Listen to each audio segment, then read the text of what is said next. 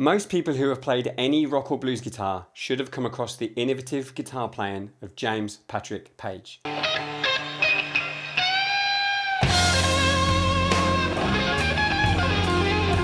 From his 1960s session days and pioneering production with Led Zeppelin through to the powerful riffs and exciting solos, Page is up there with the likes of Hendrix, Clapton, Beck, Gilmour and Blackmore as a true guitar hero.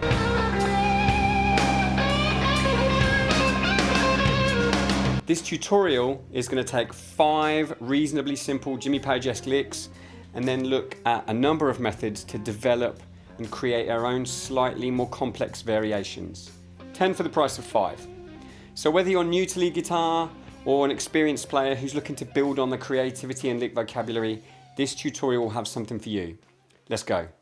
Jimmy Page's influence on rock blues is undeniable, and some of the repetitive legato and picking techniques that he spearheaded were absolutely at the forefront of the transition from R&B and blues into hard rock. It's those repetitive techniques and licks that we're going to look at today with this lesson. So our challenge will be to take these 5 Page pastiches, phrases that he's known for using in his own solos, and then being creative to explore our own variations of each. We'll be using devices such as big bends, rhythmic displacement, melody, legato. All 10 of these licks are in the key of C sharp minor, so once you've practiced them a little, you can try them to our Led Zeppelin style backing track, which is in that very key. So let's get started and listen to lick 1A.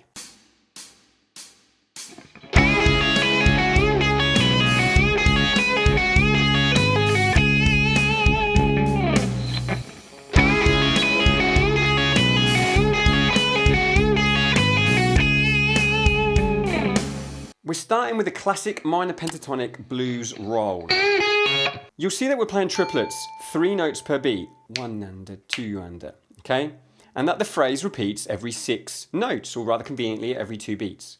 Now nothing wrong with that, of course, and it is an important lick to get under your fingers. Everyone's used it. But the fact that it repeats on the beat and so often means that it can sound a little bit predictable. So let's work on that in our variation, which is shown in the tab as lick 1B, and then we'll explore the technique as well.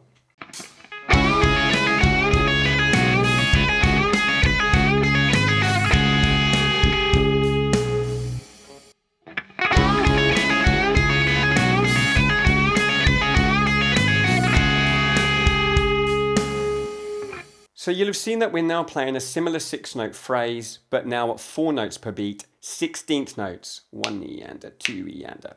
Straight away, it feels less predictable because 6 doesn't divide into 4, so sometimes we're starting the phrase on the offbeat.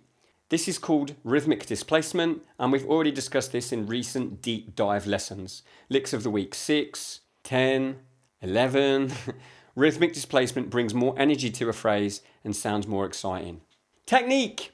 A quick note about the picking directions in this ascending roll. To sweep or to alternate pick? That is the question. So I play an upstroke on the G string, okay, and then a mini sweep through the B and E strings like this.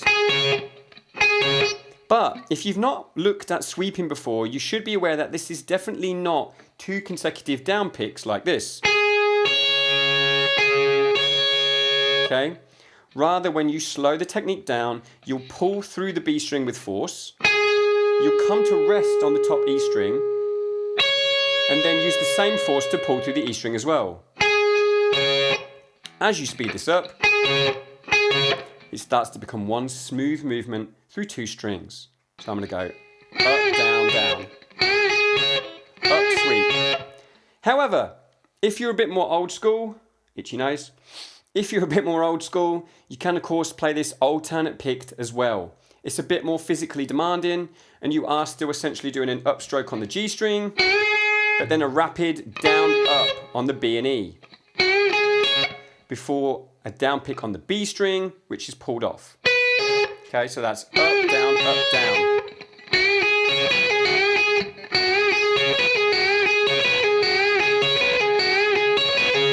You get the idea. Maybe have a go at both approaches, see which works best for you. I definitely prefer the sweep. Lick 2A. Let's take a look.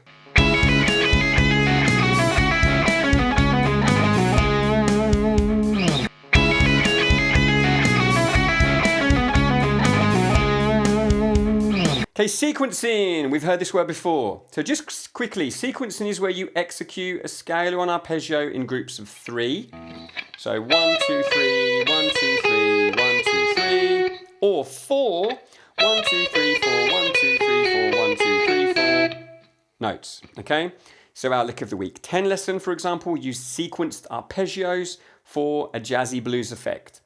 You'll hear in Good Times, Bad Times that Page also plays an ascending variation of this lick, which sounds really cool. He's up in E at fret 12, if you wanted to give that a go.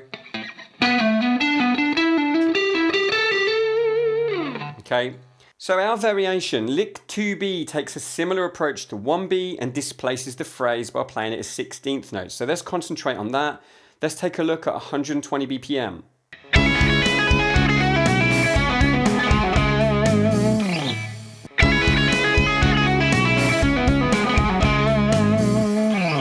We're counting 1 meander, 2 meander, and if you've not done this before, I'd literally break it down beat by beat. 3 against 4 doesn't always sound easy. I'm not going to do the whole lick because we've got 5 licks to get through here, but if you take beat 1 and loop it, so that's 1 meander, 1 meander, 1 meander, then beat 2, loop it, 2 meander, 2 meander, we'll pick it, 2 meander. Join them together into a 2-beat phrase. 1 meander, 2 meander, 1 meander, 2 meander. Do exactly the same with beat 3. 3 looks like this. Beat 4, which looks like this. Join 3 and 4 together, you get the idea. And before you know it, within a few minutes, you'll probably be able to string all 4 beats together into the full bar. And then you're looking at this.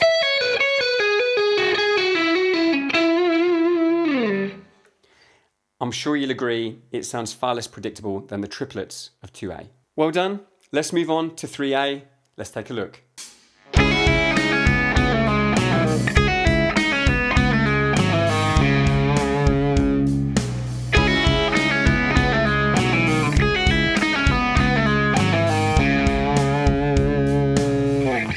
Now, some of you may be familiar with the song Moby Dick from Led Zeppelin 2. Here, another absolute classic. This song is most famously known as a John Bonham drum showcase. The track does feature a very cool drop D riff from Page, and he flexes some pretty cool blues licks at the end. The most startling of those licks is just an atonal pattern he moves across the strings with pull-offs. Sounds a bit like this. Okay, so probably plays it a bit faster and cleaner. Now there's no particular scale or key here, but because of the sheer speed he moves the shape across the neck, it just works. So there's limited value in me talking about that lick because it kind of explains itself. But what I have done, just for you guys, yeah, you're welcome, is to move all of the notes into the key of C sharp minor, which will allow you to play it to our Led Zeppelin style backing track. So lick 3A uses the same rhythm as Page's Moby Dick legato phrase, but sticks to the scale notes of C sharp minor. You could say it's diatonic to C sharp minor. So this is called 3A, Moby Dick style diatonic legato. So slowly at first.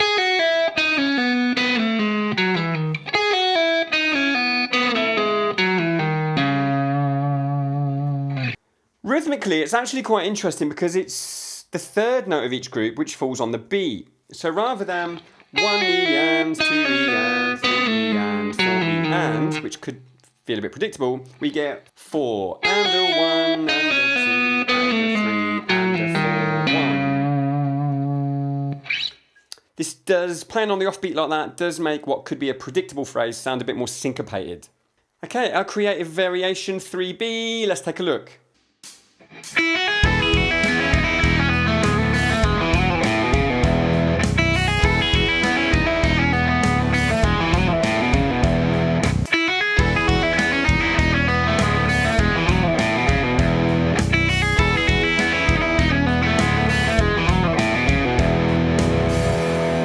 So Jimmy Page is known for mixing his major and minor thirds into some of his solos.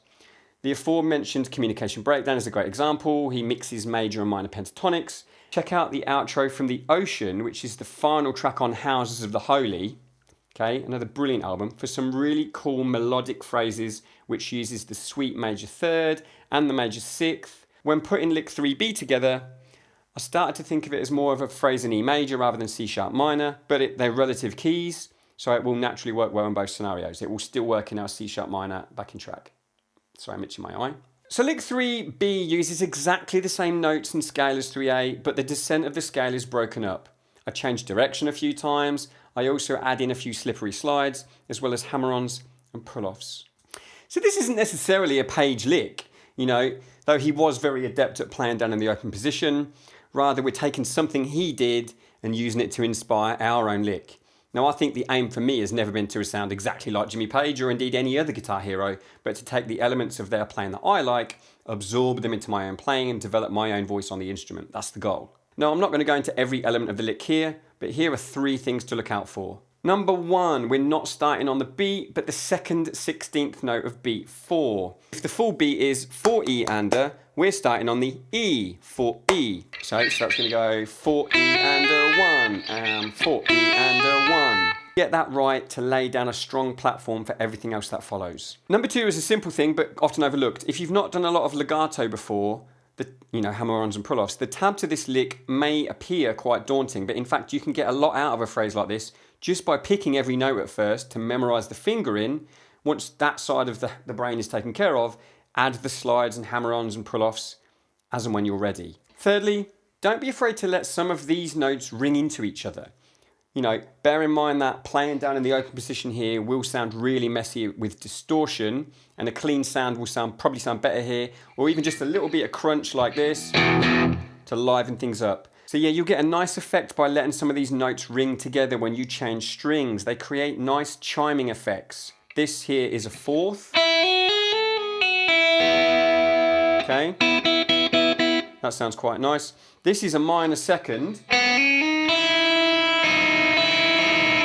Now that is often a no-no, it sounds very dissonant, but in passing like that, it really sounds quite edgy. And then finally, this is a sweet major 2nd. It's a really nice sound, okay? So I'll play that again so you can hear them ringing out.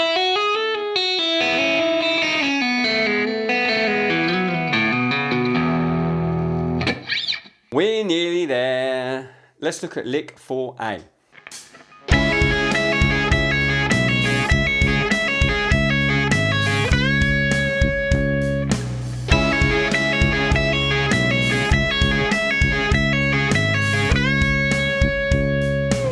Page famously used this rapid repeating legato lick in the climax to Stairway to Heaven off Led Zeppelin 4. I'm sure a lot of you have heard that. And also in his amazing guitar solo in Dazed and Confused off the debut album. We're back up in E shape, fret 9. Now I've notated the 3-note phrase as triplets. I'm playing at 100 BPM.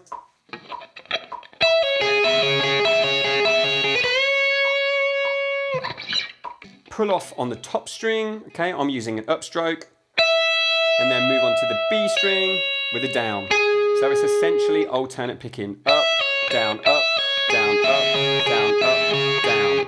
To end the phrase, I've notated a bend on the B string back up to the root C sharp. You could just as equally bend the top E as he does in Stairway to Heaven up to the 4th. Okay, just make sure you regularly check your target note so that your bends are in tune. That is fairly straightforward. So let's move on to our creative variation 4B in the tab. Here it is at the same tempo.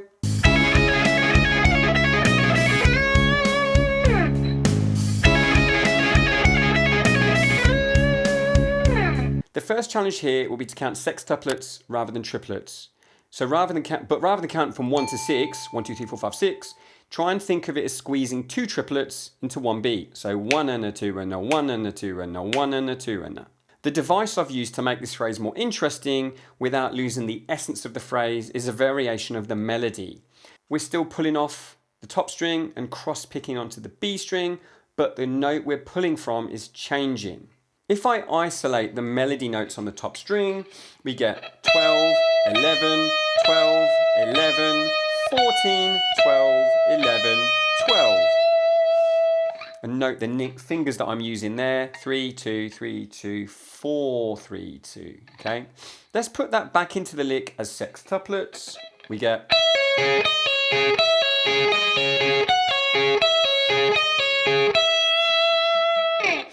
Once you have this technique under your fingers, you can move it around, up and down the neck, change the melody notes to your heart's content and create your own variations. So even staying in the key of E, I could move it up, back down further. Okay, that is all in the key. Lick 5A. For some fretboard variation, we're going to finish off with a lick in C sharp minor, D shape, up at fret 11 and 12. This lick features two pagisms, some minor major ambiguity using chromatics, and a characteristic 3 fret bend. Let's have a listen.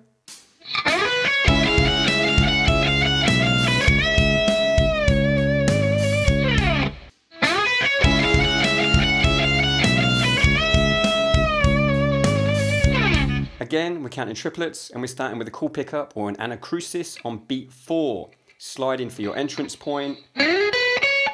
So 4 and 4 and okay, then into beat 1. So the chromaticism. Page wasn't someone who just used the minor pentatonic and blues scales in his solos. Yes, he occasionally used modes for some harmonic complexity, but he also used chromatic passing notes that add colour to his blues and rock playing.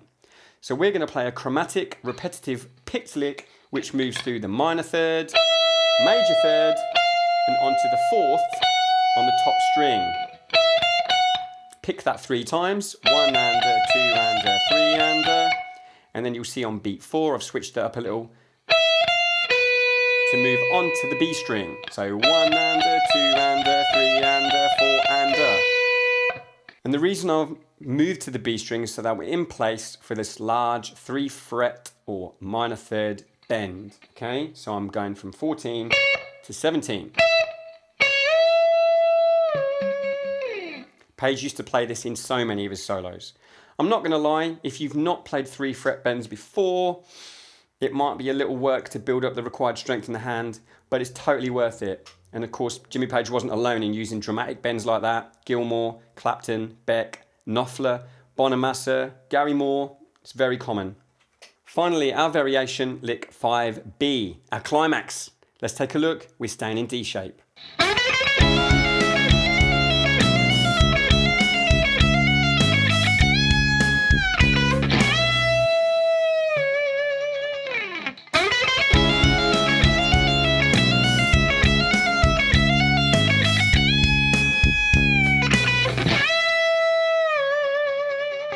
So I've called this our climax because it's full of pagisms.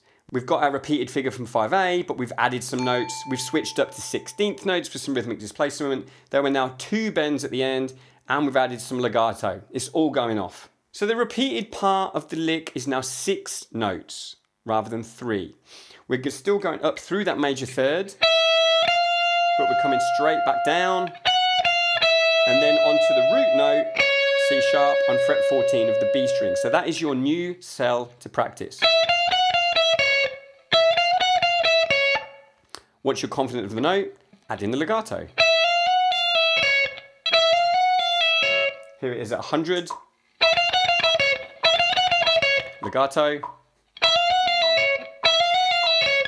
And then loop it.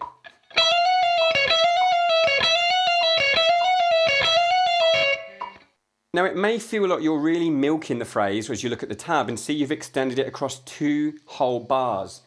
But these guys use devices like this to build tension before releasing them with a big bend or slide. In this case, 2 bends. The first bend is a 2 fret bend on the top string, 14 to 16. Okay, followed by a vintage Page double picked staccato note. Does that a lot, listen out for it. And then the big minor third bend to finish. Listen to it. Let it down slowly for a dramatic vocal effect. Okay, that crying bend effect. Brian May does that a lot. Jimmy Page is great at it. So we've done it. So to summarize, we've used a number of Jimmy Page style ideas, namely, number 1, repetition, often with hammer-ons and pull-offs to build tension. Number 2, rhythmic displacement to add energy and excitement so that the phrases move across the beat and sound less predictable. Number 3, we've varied the melody of these repeated figures to get more mileage from them. Number 4, we've added non-scale chromatic notes to add some harmonic colour to what might otherwise be standard pentatonic phrases. And number 5, big 3-fret bends for dramatic climaxes to your licks and phrases. Resolve that tension. We feel here that this channel is about building creativity as we learn guitar. So as always, I encourage you to learn these licks as they're written, ideally with a metronome, but then improvise with them, preferably to one of our backing tracks. Tweak them, make them your own. Introduce your own touches and add your own musicality. Be creative. That has to be the goal when developing your own voice. Okay, I've already asked you to comment below with your favourite Led Zeppelin track, but what about Jimmy Page's output outside of Led Zeppelin? Before Led Zeppelin, there was the Yardbirds. Little Games was his final album before Led Zeppelin's debut. Great cover, the music's a mixed bag, but it's interesting to listen to because you can really hear him gearing up for what followed. In the 1980s, he released 2 really cool albums with Paul Rodgers, who used the lead singer in Free, in a band called The Firm. These 2 albums are actually quite rare and definitely worth a listen. And he guested on a lot of albums around this time with Robert Plant in The Honey Drippers. I love this album. Okay, it's a shame they only did 1 record. His guitar solo in Young Boy Blues is stunning. After this, there was his solo stuff. Outriders got a good album. Soundtracks. Okay, the Death Wish 2 soundtrack is an interesting listen. It's quite intense. This album with Roy Harper is really rare. I was so excited when I found this. And he did some great albums with Robert Plant in the 90s, some original music. I'm drowning in CDs here. Okay. Here they rehash some Led Zeppelin songs. Here they write some original music, and it's great. Last 2, Promise. This album with David Coverdale has some fabulous guitar playing on it, both riffs and solos. And even more recently, this live album with the Black Crowes. They played tons of Led Zeppelin stuff and some classic blues covers. Definitely worth checking out for any Led Zeppelin fans. Have you listened to this stuff? Go and explore it. Let us know which is your favourite. Okay, thanks for listening to the end if you've got this far. And let's face it, you probably haven't. No one has. But get down there, hit that subscribe button, and see you soon.